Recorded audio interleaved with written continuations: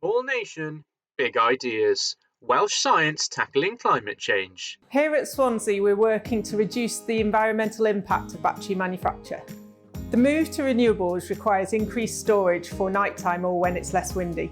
There have been huge advances in battery technology which have reduced costs, reduced emissions of manufacturing the batteries and reduced the amount of energy required for 1 unit of energy storage. However, increasing demand for batteries means there's increasing demand for materials such as lithium, cobalt and nickel.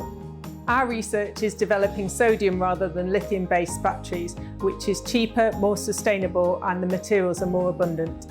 We also develop new methods of recycling batteries so that once mined, materials can continue to be used.